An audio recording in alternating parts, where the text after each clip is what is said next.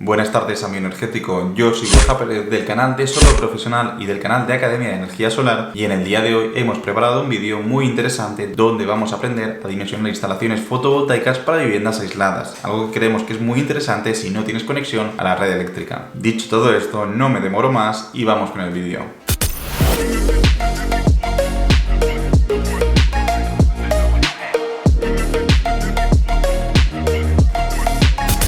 Lo primero que tienes que saber es que este tipo de instalaciones comúnmente se conocen como instalaciones off-grid, que son instalaciones aisladas de la red eléctrica, donde obviamente no hay un punto de conexión eléctrica con la red. Y esto hay que tenerlo muy en cuenta, porque volvemos a recalcar, no tenemos conexión con la red eléctrica. Y eso significa que el sistema que dimensionemos tiene que tener en cuenta cuál es tu demanda energética, no solo de un día, sino de 2, 3, 4, 5 días, en general del número de días de autonomía que queramos tener. Pero es muy importante determinar esto, y luego lo veremos. Al final, a la hora de dimensionar correctamente una instalación para vivienda aislada no es algo sencillo y hay que tener muchas variables en cuenta. Hay que tener en cuenta justo lo que comentábamos antes: qué demanda energética tiene la vivienda. Hay que tener también en cuenta cuál es el recurso solar disponible según la ubicación. También tenemos que tener en cuenta cuántos días de autonomía queremos tener. Y tenemos otro sistema de backup. Hay muchas variables que vamos a hablar un poco de ellas en este vídeo. Eso sí, en este vídeo vamos a focalizarnos en una de las partes fundamentales de las instalaciones aisladas, que es la batería. La batería es donde vamos a almacenar toda la energía que luego utilizaremos para la vivienda, con lo cual es algo fundamental. Pues bien, en el vídeo de hoy queremos focalizar mucho en el cálculo de la capacidad de la batería, cómo seleccionar la tensión correcta, qué batería te conviene. Todo esto queremos verlo en el vídeo de hoy. Por lo tanto, te recomendamos que te quedes justo hasta el final. Y luego también, si vemos que gusta mucho este tipo de contenido, prepararemos lo mismo para instalaciones aisladas, pero para seleccionar el inversor y también para seleccionar los paneles solares.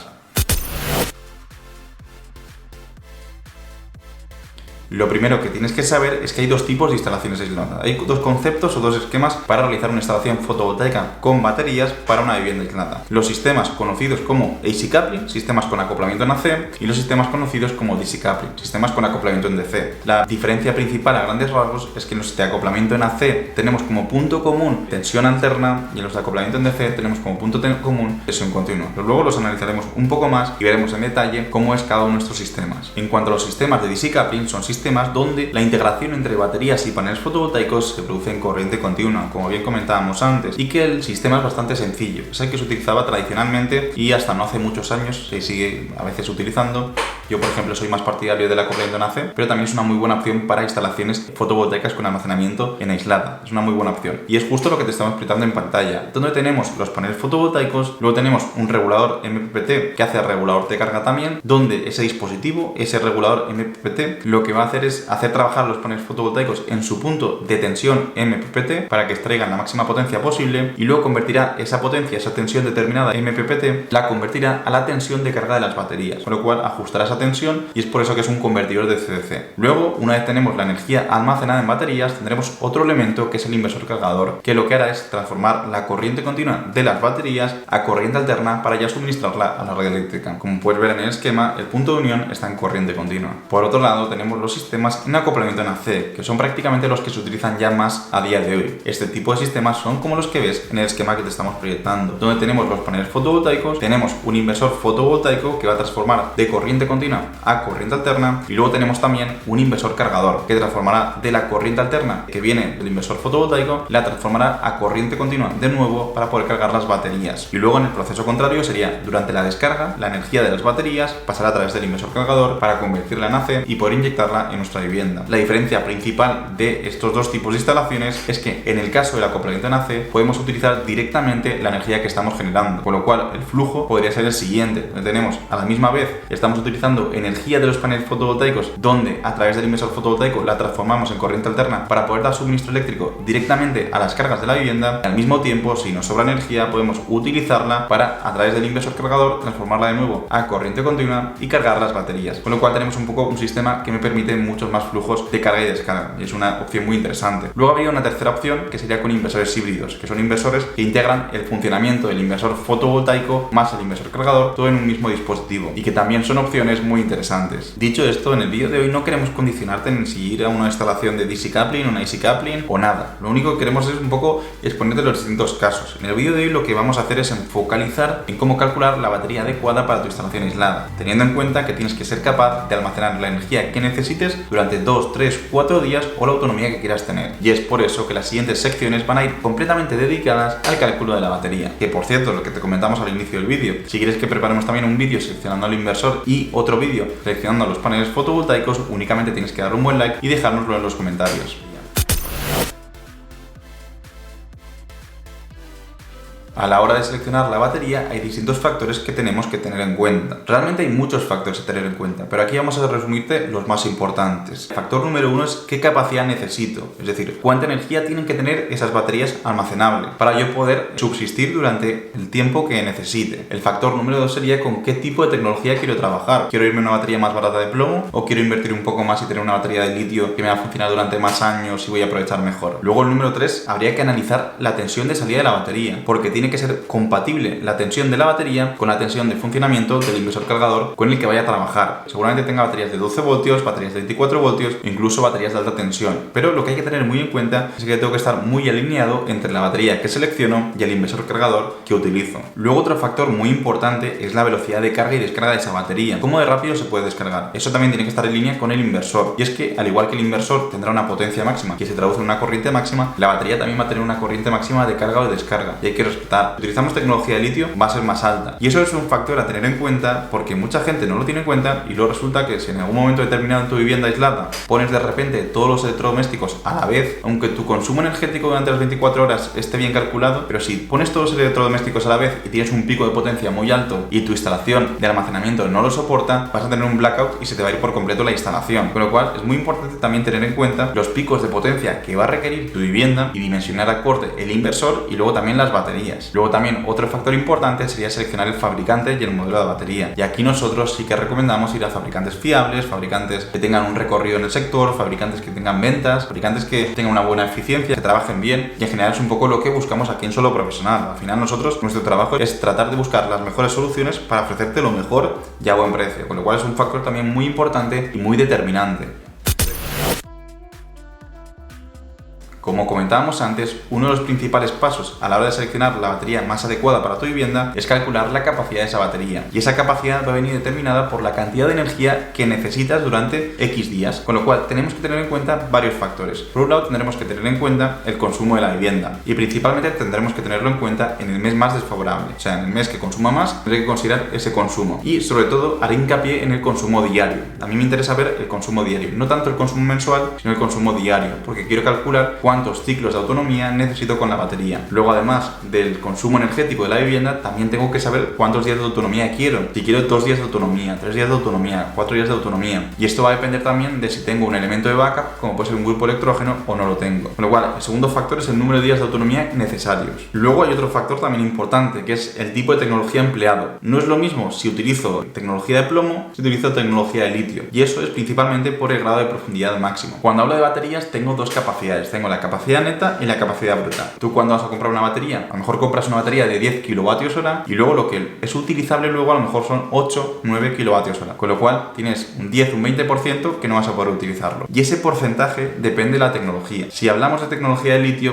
el degree of discharge, que es el grado de descarga máximo permitido, suele estar en torno al 80-90%. Lo que quiere decir que el 80-90% de esa batería es aprovechable. Sin embargo, cuando hablamos de tecnología de plomo, el grado de descarga máximo suele estar en torno al 50-60%, lo cual implica que un 40-50% de la energía de esa batería no es utilizable. Con lo cual, tú puedes comprar una batería de litio de 10 kWh y una batería de plomo de 10 kWh y con la batería de litio de 10 kWh vas a tener útiles 8-9 y con la batería de plomo únicamente vas a tener útiles 5-6. Con lo cual, es muy importante también saber qué tecnología vas a utilizar para luego tener en cuenta este factor de capacidad bruta y capacidad neta.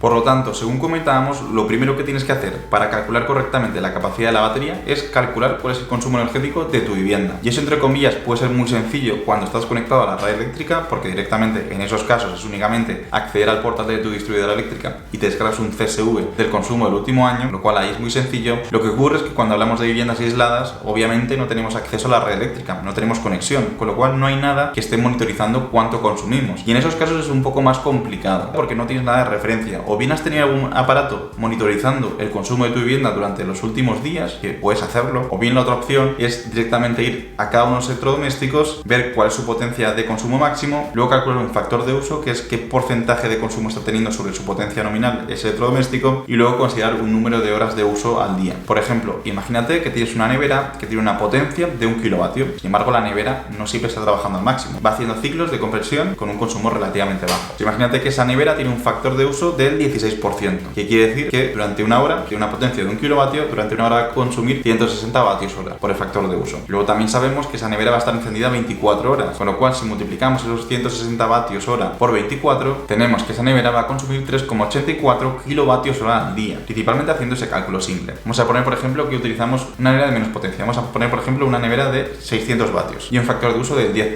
Si, por ejemplo, fuera ese el caso, tendríamos 600 vatios multiplicado por el factor de uso 0,1 son 60 vatios, multiplicado por 24 serían 1,44 kilovatios hora. Con lo cual, en base a la potencia del electrodoméstico, en base al factor de uso y en base al número de horas, tendré un consumo diario asociado a ese electrodoméstico. Pues bien, una vez yo tengo el de la nevera, le sumo, oye, pues tengo también una televisión de 100 vatios que tiene un factor de uso de 0,7 y que la tengo encendida 4 horas al día. Pues 100 vatios por 0,7, 70 vatios, multiplicado por 4 horas, serían 280 vatios hora. Con lo cual ya tengo dos electrodomésticos. Oye, que resulta también que tengo, no sé, 10 luces, cada luz de 10 vatios y las tengo encendidas 10 horas. Tú vas haciendo así un poco el cálculo y resulta que al final del todo de la película te sale que tienes un consumo energético en tu vivienda diario de 4 kilovatios hora, 5 kilovatios hora, 6 kilovatios hora o 10 kilovatios hora. Dependerá un poco de cuál es tu vivienda y tu instalación. Quizá tengas un consumo muy alto, que pueden ser a lo mejor 20 kilovatios hora en un chalet, o quizás si es una caseta de campo, tengas un consumo a lo mejor únicamente de 5, 6, 10 kilovatios hora o con ese rango. Va a depender mucho de la vivienda y qué consumos tengas. Pues bien, una vez tienes el consumo energético, tienes que conocer cuál es la autonomía que requieres. Oye, quiero tener autonomía para 2 días, 3 días, 4 días. Cuanta más autonomía necesites, más vas a tener que sobredimensionar la batería. Si tu consumo energético, por ejemplo, era de 5 kilovatios hora y quieres una autonomía de 2 días, tendrás que tener una batería de 10 kilovatios hora. Si tu consumo energético es de 5 kilovatios hora, pero quieres una autonomía de 5 días, pues tienes que seleccionar una batería de 25 kilovatios hora. Todo depende de eso. Y luego también, seguramente, puede darse el caso que tengas un grupo electrógeno de emergencia, con lo cual te interesa a lo mejor tener únicamente una batería de 1 día y medio, 2 días, 2 días y medio, y luego, oye, pues si hay 3 días que está nublado y se me descargan las baterías por completo, pues a unas malas tengo el grupo electrógeno, también es otra opción. Pero es muy importante seleccionar correctamente la autonomía que requieres, y eso es un poco cosa tuya en función y en base a tus necesidades. Y luego el otro factor que comentábamos es la tecnología. Si, por ejemplo, estamos utilizando litio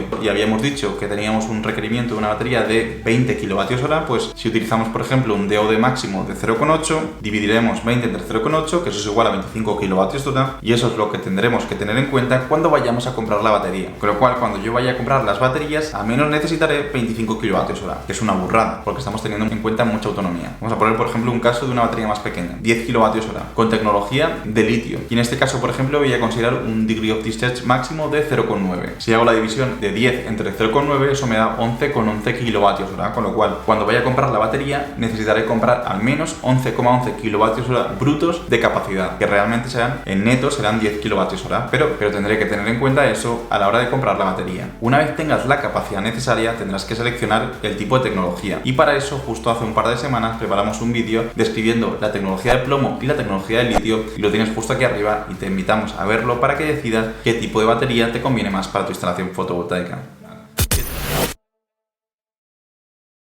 Una vez conoces tecnología y conoces capacidad necesaria, tienes que seleccionar también la tensión de la batería. Y seguramente veas que la mayoría de inversores cargadores que tienes disponibles en el mercado y los que ofrecemos nosotros principalmente suelen trabajar o bien a 24 voltios o bien a 48 voltios. Y luego también es verdad que la mayoría de baterías que tienes disponibles en tecnología de litio van a ser o bien a 24 voltios o bien a 48 voltios, con lo cual tampoco es tan complicado seleccionar correctamente el modelo de batería. Pero es muy importante que esté alineado, es decir, si vas a utilizar un inversor cargador que tiene una tensión en el lado de baterías de 48 voltios, la batería que selecciones también tendrá que tener una tensión nominal de 48 voltios. Luego esa batería también tendrá su rango de funcionamiento, pero la tensión nominal que tienes que fijarte tienen que ser esos 48 voltios. Luego también, además de las baterías de 12, 24 y 48 voltios, también hay baterías de alta tensión, que trabajan en rangos de tensión de entre 300 y 500 voltios, poco depende de la tecnología y depende del modelo, que son tecnologías muy específicas para trabajar con inversores muy específicos, pero que son compatibles entre ellos. Y la gran ventaja de trabajar a tensiones elevadas es que la tensión es más alta, con lo cual la corriente de salida es más baja, las pérdidas por efecto Joule son más pequeñas y la eficiencia general del sistema suele ser más elevada. Para acabar el vídeo, comentar que nosotros no nos casamos con nadie y tenemos una gran cantidad de fabricantes que ofrecemos en nuestro catálogo web. Fabricantes de inversores, fabricantes de baterías, fabricantes de paneles. Y ahora lo que te invitamos a hacer es un poco que con lo que hemos ido comentando durante el vídeo, le eches un ojo principalmente a la sección de baterías y en base a las que tenemos disponibles, selecciones la que puede ser más adecuada para tu instalación fotovoltaica. También te comentamos que si tienes algún tipo de duda, cualquier duda sobre todo esto que estamos comentando, puedes preguntarnos en los comentarios o puedes enviarnos también un mail. Dicho todo esto, también recordarte que si te ha gustado el contenido puedes darle un buen like, también suscríbete al canal. Ahora sí que sí, acabamos con el vídeo y nos vemos la semana que viene. ¡Hasta la próxima!